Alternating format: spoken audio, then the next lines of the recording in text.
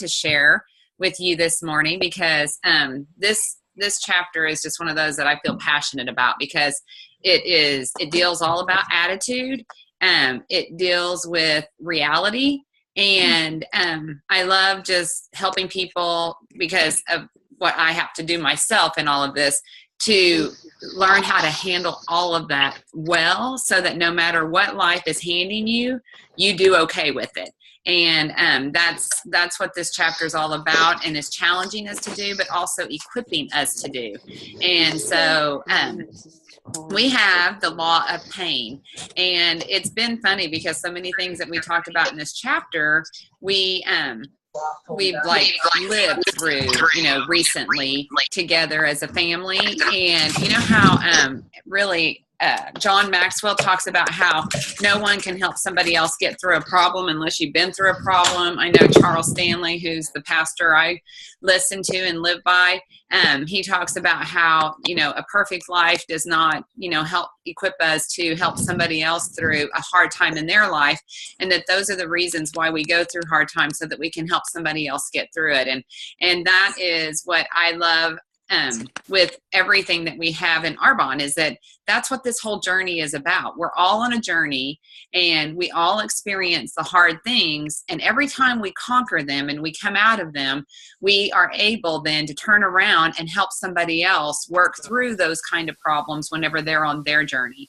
And that's what I love about what we get to do. But even like in Arbonne, but also in personal life, you guys. I know I was talking to a girl yesterday who has some major heart issues and conditions, and I got to help her go through some of the information and know and develop a plan for success for her life based on what we just recently went through. And I love that we get to do life together in this journey, not just Arbonne together. And I love that we get to challenge each other to break cycles in our life and in our past and in our family and in how we have done this business maybe even, and start creating a new cycle that gives us the results that we want, and design a cycle like we talked about last week that will give us what we want at the end of all of this, so that we can look back and not have any regrets because we have truly worked to apply what we have learned on this journey. So the law of pain, he says, good management of bad experiences leads to great growth. And that's the other thing he says that's so good about pain, is that if we didn't have it, we wouldn't have those opportunities for great growth. But again, it's all in how you think about it, and the mindset training and the attitude that we work to keep and have throughout the problem.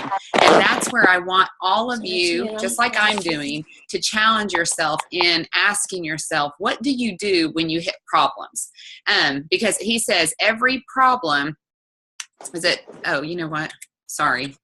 I had my computer on mute. I'll mute people.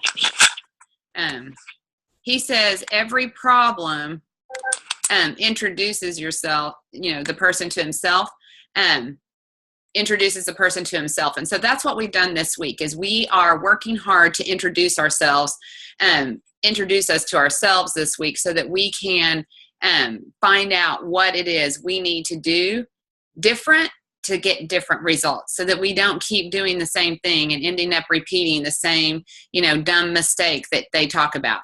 And I love Arbonne teaches us, you guys, who we are. It is like I share in the law of the environment. Arbonne exposes you to you, like it doesn't have and leave any excuses for us to blame somebody else or to be a victim or to say our environment constricts us. It is, the reality is we are, the buck stops with us, and there's nothing holding us back from growing and getting better in every way, every day on this journey. And it is so good that we have that kind of environment, because you guys know, we learned in that part of the book that if you're not in an environment like that, you're never going to be able to reach your potential or to have that kind of growth.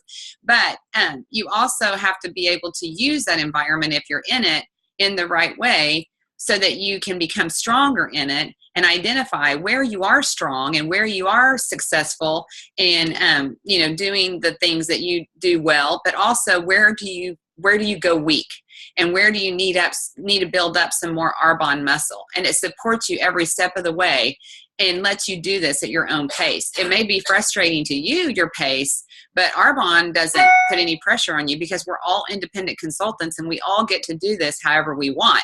And then we just have to work harder if we want bigger, faster results. So the faster you grow, the faster your results.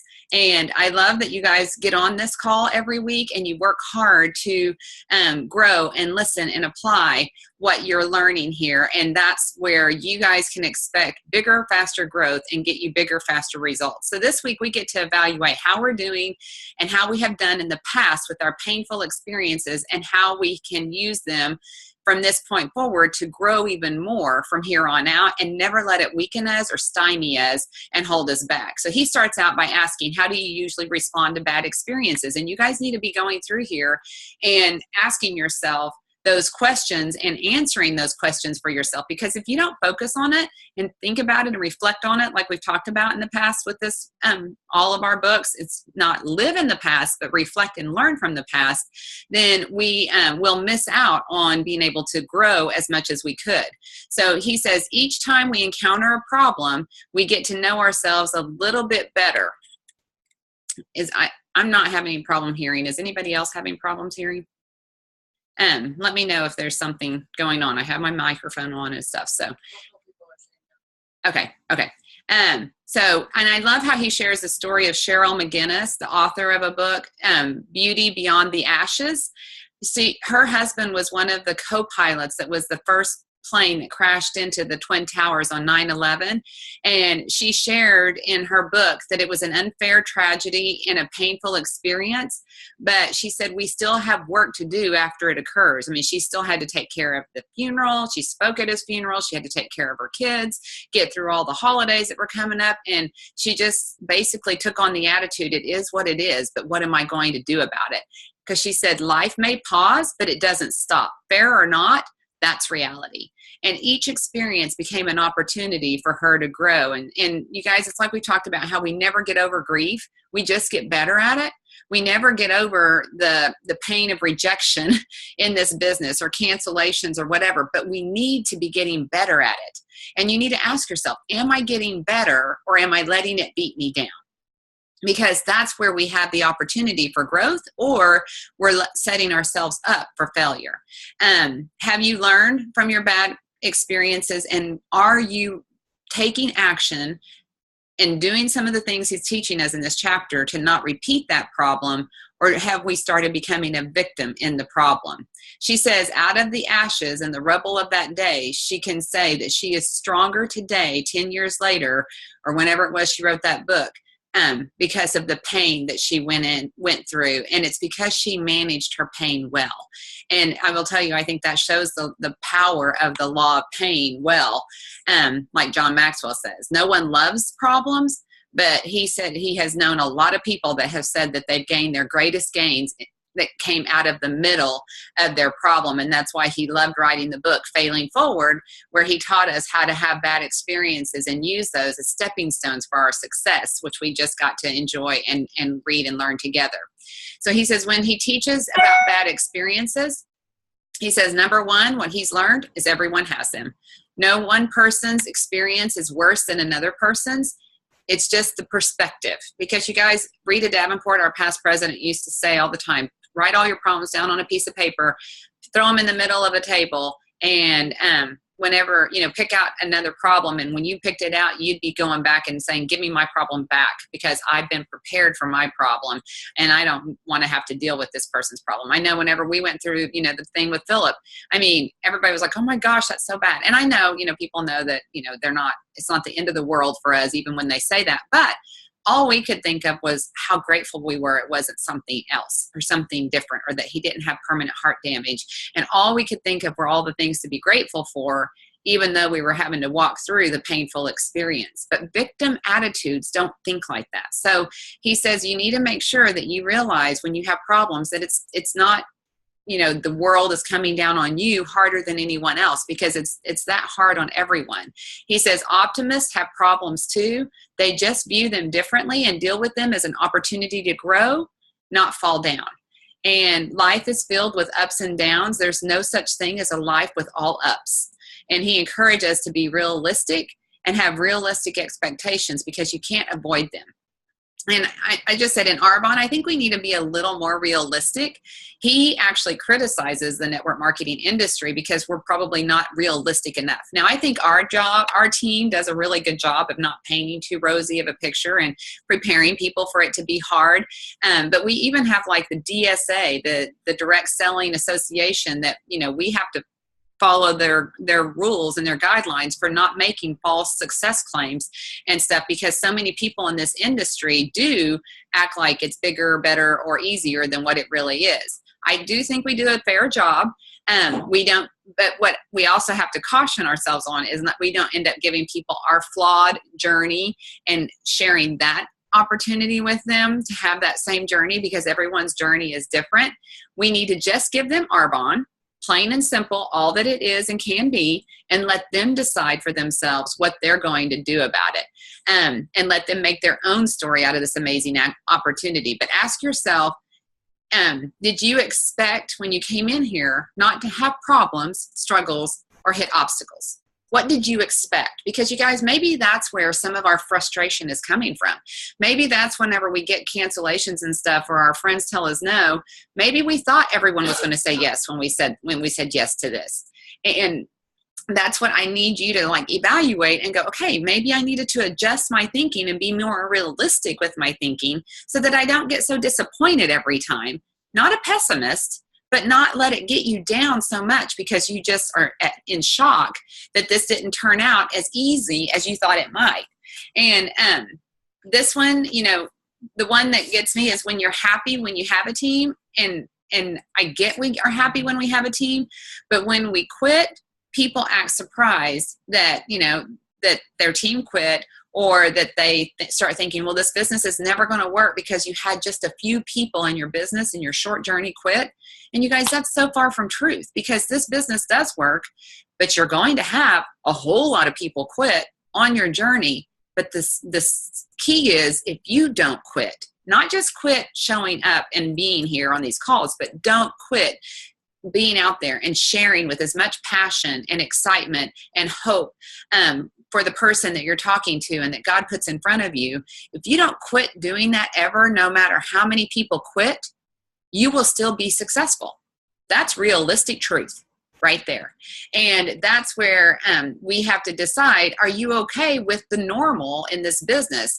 That it is a painful problem in our business. Yes. But are you going to, be creative and find ways to help people stay stronger and more committed over the years? Or are you going to get down and sort of validate their feelings with them and just make it easier and quicker for them to quit because your attitude is so much like, well, you should quit now because it's not going to work anyway. And I'm proving to you it's not going to work because look, I'm not working, and look at me, it's not working for me. So you guys think about that one, and let's look at our expectations. Let's figure out what we had. Let's figure out how disappointed we've let reality affect us. And then let's evaluate what we've done to be more creative to help fix it. Number 2, he says, no one likes them. No one likes painful experiences, you guys.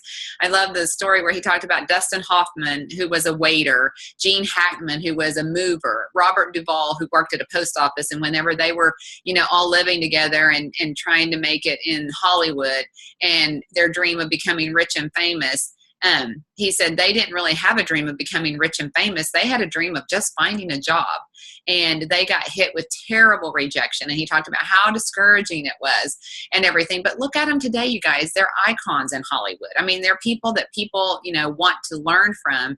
And, there's so many great pieces of work that they've done out there that, for the entertainment world. So what I thought of whenever I thought about those 3, like, nobodies, out there, I thought about the people that gave us this opportunity in our upline and our heritage. Nita Irwin, Sonia Peach, Martha McIntyre, Cecilia Stoll, Cindy Pipkin. You guys, they're all very successful executive national vice presidents today. But they were Dustin, Gene, and Robert Duvall 25 plus years ago, sitting in Nita Irwin's living room. Nita and Martha had MS. Martha had breast cancer. Martha was a high school graduate, no college degree.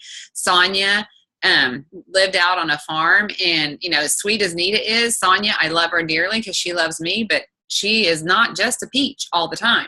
And, yet she still came in here and learned and grew herself enough to grow into an MVP. Cecilia Stoll was from Brazil and had a strong accent and all kinds of things. Cindy Pipkin was a harsh, big, bodacious, corporate America girl that, was just out there and big and larger than life, but not in a way that everybody always received it. I look at those people, I'm like, they didn't really have dreams of becoming executive national vice presidents. They just had dreams of surviving and getting a paycheck and getting a job that would give them what their families needed.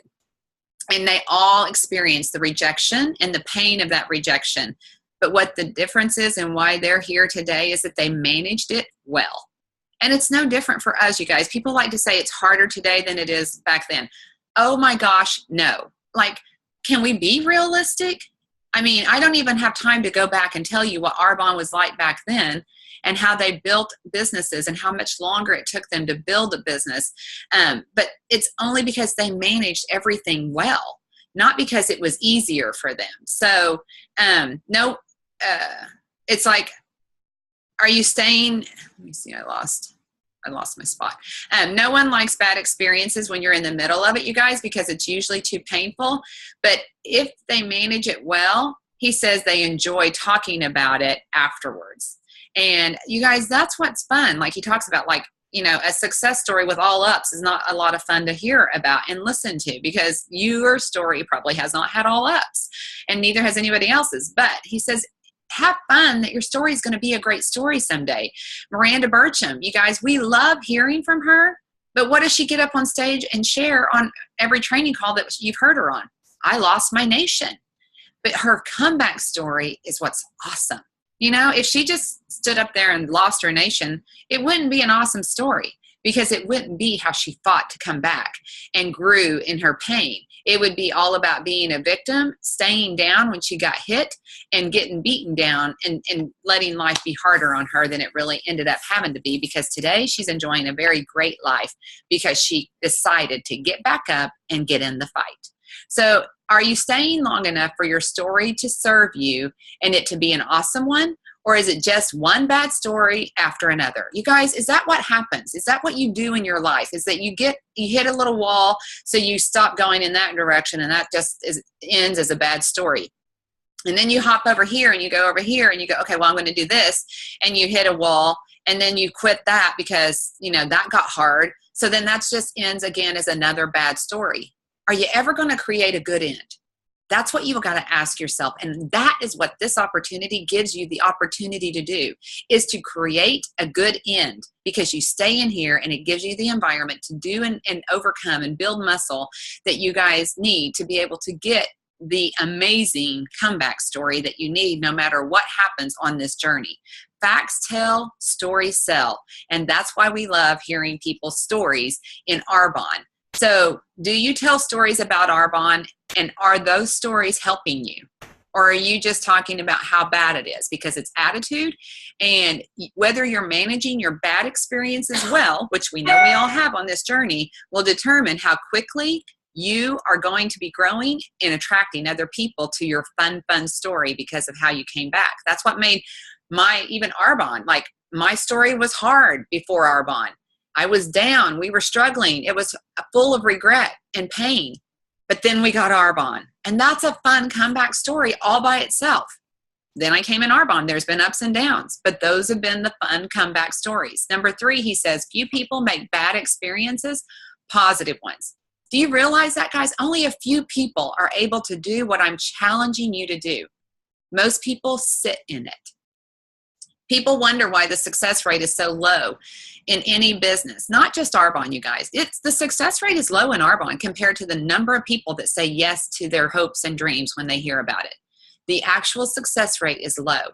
Eric Worre says, 90+% of the people fail in Arbonne and network marketing. But he says they also, 90+% of the people fail when they go after any endeavor. College, starting up another business, traditional business, anything. Why? Because they don't manage bad experiences and turn it into a positive one. That's what you have to decide you're not going to let happen to you. it is a simple decision. You're not going to let a bad experience make you fail in this business. You're going to be the elite top 10%.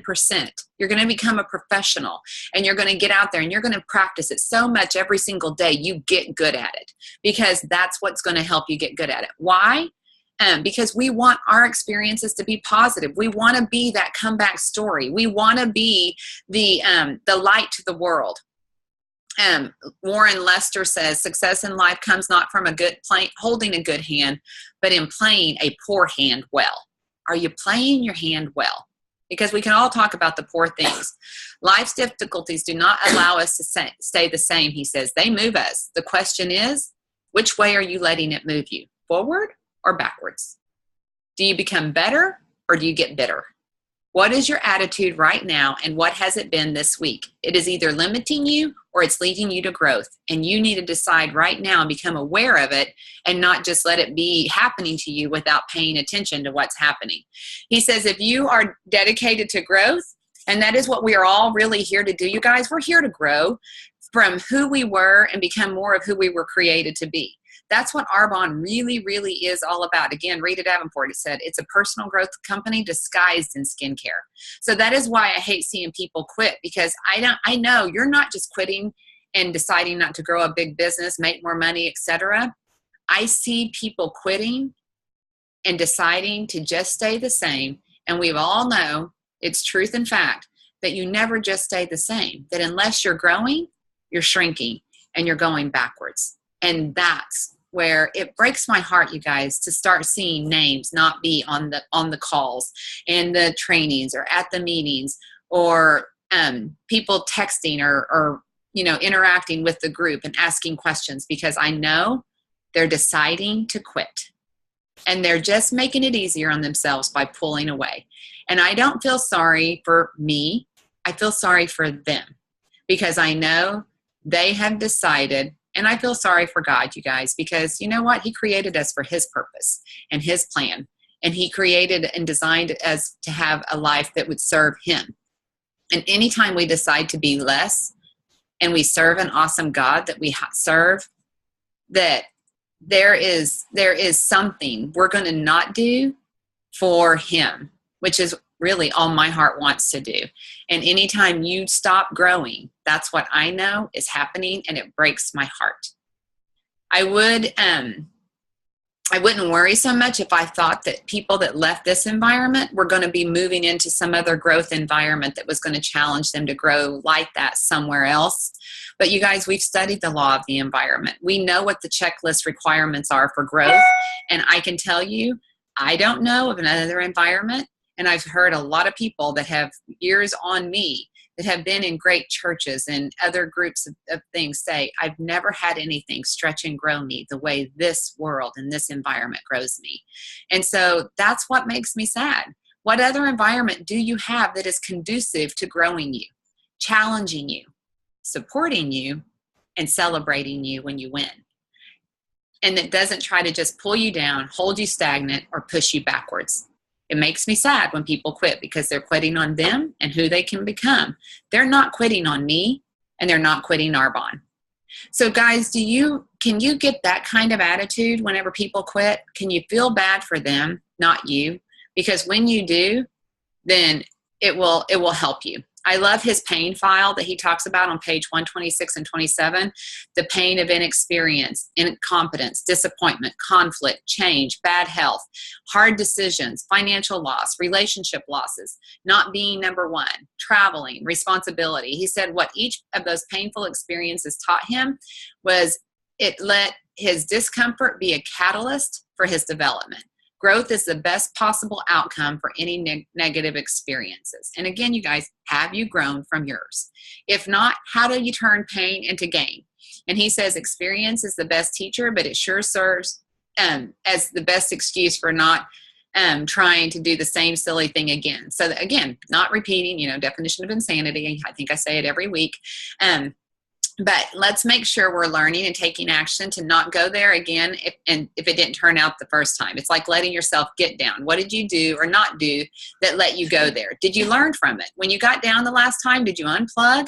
And did it make you get any better? Or did you learn how to get, connected and challenge yourself and ask somebody to, pray for you or help support you in some way to get you back up. He says, number one, he says, choose a positive life stance. Attitude, you guys. It just ends up being life stance is the term that describes people's overall frame of reference, the set of attitudes, assumptions, and expectations they hold about themselves, the people, and the world in general, and the overall way of looking at things. And I mean, you guys, page 129, I marked the whole thing up. So go there and look at that page, because it is the game changer in your life and in mine, because it's all about attitude. And life is not the way it's supposed to be. Arbonne will not be the way it's supposed to be. It is the way that it is, period. You guys, it is what it is. What are you going to do about it? The way you cope is the difference. You can't control what happens to you, but you can control your attitude. Despite your beliefs, you can. I promise you. It is a choice. I talked to my little niece who, used to have emotional meltdowns. And not that she wasn't trained in how to do that well from her people in her life. But she would tell me when she was having a meltdown, I was like, you have a choice to not be upset. And she's like, I can't help it. And I'm like, yes, you can. You have a choice. And you guys, do you know that little girl loves me? Not because I was hard on her, but because I empowered her. I challenged her to know you have an inner strength in you. You have something that would help you not feel this yucky way if you just chose to use it, because you have that power inside of you. That, you guys, is better than me coddling her and teaching her how to have a positive life stance and know that she can choose to look at it differently. And it's what I get to do with each and every one of you, as long as you let me. She let me. Not everybody chooses to let me do that and help you do that in this journey. John developed a positive life stance. He said, by number one, knowing life is filled with good and bad. Some of the good and bad he can't control. That's life. 3, some of the good and bad will find you, for sure.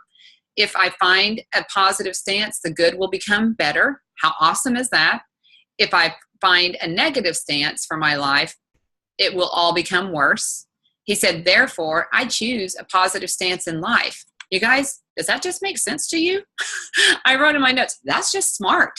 Like, if what you think about and how you think about it makes the difference in it, and it can make it either better or worse for you, you're doing this to you, why not just look at it as a positive so that it can get better and find the positive in it? Because to a large degree in life, you get what you expect. Not always, but most of the time. So why would you want to expect worse? Develop gratitude for attitude. We've heard that. 2, embrace and develop your creativity. You guys, one of the biggest problems we hear is my calendar isn't full. Okay, how do I change that? I'm just a worker. So for me, you guys, I'm not a real creative person. Everybody knows that if you know me very well at all. And I always say I'm not creative. Ask this person that question. And my idea is just work harder and don't stop calling till you get the yeses. Yes, I want to tweak and twerk it. But I love that Devin and Tracy and Trish, they're some of the ones that I thought of whenever I read this part of the chapter, that they go in and they find ways to be creative and get attention and fun with party ideas and themes and doing things that might get people to say yes easier than me just calling and not being willing to give up. That's my attitude, but not everybody has that attitude. So he says, get creative. Life begins at the end of your comfort zone. Creativity begins at the end of your comfort zone. And when you decide you don't want what you're getting, you'll find a way to get out of it. And Arbonne, you guys, was our creative way to get out of our discomfort zone originally, because this was not what people thought you should do. It was creative to do Arbonne and fix our problems. And I love how he talked about in the training that he did live for us about the pony or the donkey, I think, that fell into the well at the farmer's house. And he tried to get out. And the donkey was just crying and crying. And he finally just thought, you know what, I can't stand to hear it cry anymore and I can't get it out. So I call in all my neighbors and we're just going to bury it and down there alive and let it just die early so it can quit being miserable. And every shovel of dirt, it makes me even cry over the donkey. But it's the attitude. I love it. Every shovel of dirt they put on the donkey's back, he shook it off and he used it as a stepping stone to get up. And he They kept putting dirt on him. He kept shaking it off. They kept putting dirt on him. They shook it off. You guys, how many times do you shake off the dirt somebody's trying to pile onto you and use it as a stepping stone? I had a dirt-filled life before Arbonne, but I used it as a stepping stone to get creative and do something different for my life. And now I have a life that's so different and better than anything I tried to create on my own, because I got a little creative in that. But we got to get creative in Arbonne too. So I love the story where he talked about where he was asked to write a commentary about the book of Deuteronomy. And you guys, I mean, most people don't love reading the Old Testament. It's hard. I mean, we like living in Proverbs and the Psalms. I mean, any of the books over the old books, you know, in the Old Testament is what we like to read. But John realized it was hard, and he tried to get out of it, but he got declined each time. And he got encouraged to just keep working on it. And he ended up having to be so creative and working so hard on it that he says it ends up being one of his best pieces of work that he's most proud of, and it sits in his office today. That's who your upline is for you. We are not ever going to agree with you when you want to quit. We're going to support you. We're going to encourage you. We're going to challenge you, because we believe you are like John. You're going to come out with your best pieces of work whenever you just stay in here and keep going. And then you're going to be more proud of what you accomplished and who you became because you didn't quit. That's why car presentations are so fun, because they make a great story. Embrace the value of bad experiences. It's always easier to see something from positive in a negative experience long after it happens. That is so true, you guys. But no, even if you can't appreciate it right now, do all you can to be creative and get out of it, and understand someday it's going to make a great story, like we talked about. I mean, I remember Lindsay hit a little bump in the road back when her teenage years, and it was painful for me as a mom. And I remember everyone else, even my family members, her grandparents, aunts and uncles, and different friends, they all were laughing and thought it was so funny what she had done. And because it was, I mean, comical, but it was painful in the moment. And I remember telling my mom, who was laughing, you know what? I'm not ready to laugh about this yet. Someday, I'm sure we'll all be sitting around the Thanksgiving table and we'll be laughing till we cry. But I'm not there yet. I'm still fighting the fight to get out of here. And I knew that, yes, we will laugh. And I can hardly think about it now without laughing right now, because it was funny and there was value in it. But I will also tell you, the good thing was we fought in it. We fought to make and gain great growth out of a bad experience, because it was bad in the moment, you guys. But we did the fight so that we could someday laugh about it. If we hadn't, because there was other people involved with her. And I will tell you, I cried this morning over that person, because it wasn't the same fight. It didn't turn out the same way. And it was because of the choices that were made and the actions that were taken that it didn't. So make good changes after learning from bad experiences. Don't let that be your story. That was number 4.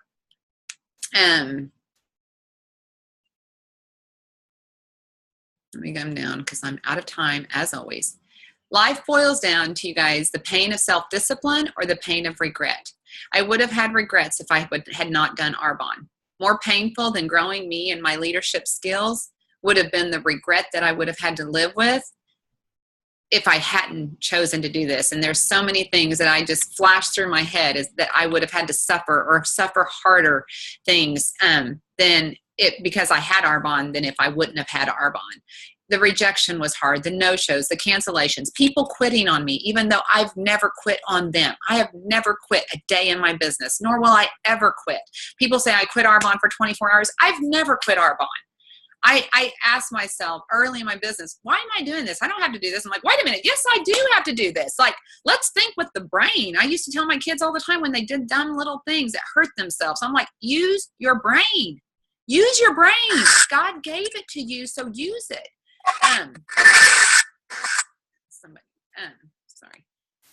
So like, just don't let yourself quit. A bend in the road, you guys, does not mean the end of the road unless you fail to make a turn. And then you're running off the road and you're careening over a cliff, I promise you. The next time you find yourself in the midst of a bad experience, remind yourself, to manage it well, because you know how. You know to change your attitude and choose your attitude and to get creative and find a way to get out of there, because you're on the cusp of growth and you're on opportunity to change and grow. 5, take responsibility. This is a big one and it's a tough one, you guys. And it's so much easier to blame and justify, but avoid the label of victim. It does not serve you or anything and anyone in your life. Take responsibility, move forward, break the cycle for yourself and for your family.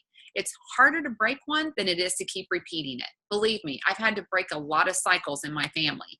Not in a bad way. I love my family, but I didn't want to live that way anymore. I wanted to live different. I wanted to be different. I wanted to give my kids a different life.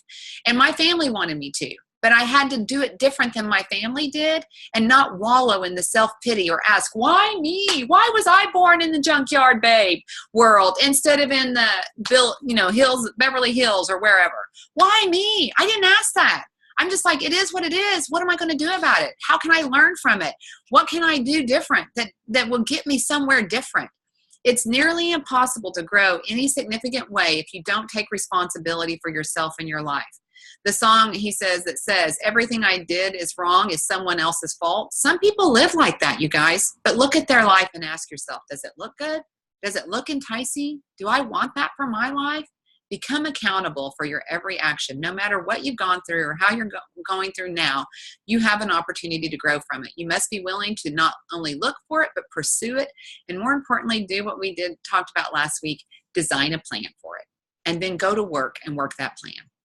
The application exercises he gives us on page 136 and 137 will help you design that plan with the right attitude and be able to grow from every single experience that you get in it. So I love you guys. I love learning and growing and being a fellow learner with you.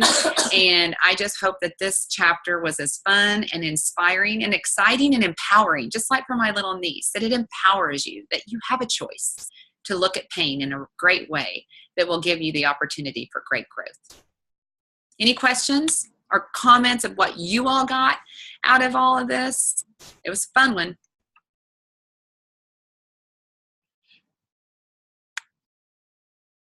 Yeah, I want to hear Lindsay's story. Do you care if I share, Lindsay? She doesn't care. Oh, I'm just... Well, I will tell you, we totaled a little Mini Cooper BMW because of the story. But that wasn't the beginning of the story. It was what she did that sort of created all of that. And, caused her to have rear end the back and sort of basically mount a little Mini Cooper BMW. Thank you, Lindsay, for being the subject of us learning our lessons we need to learn in Arbonne and letting Carleeta relate them. Oh, it's funny now. It was not funny. Thank you, Carleeta. This was very timely for me. You're very welcome, Betsy. I feel like, not in a negative way, and I might have some feedback, sorry. I feel like this should be called the law of life. Can you mute yours? I'm not going to be able to talk and hear that at the same time, but I just think life is painful, and not in a negative way, but there are hard times all the time, and I felt like this was such a great reminder that it's okay that we have hard times, but to make the most out of it. And I just love the attitude of gratitude, that your attitude determines the height that you soar at. So I just love that. Always trying to find, it's like a life challenge. I know a daily challenge is finding the gift in everything that's hard and just making that your life stance. I love the life stance part and thinking about like, okay, what do I stand for? What do I believe at my core? So I just loved it.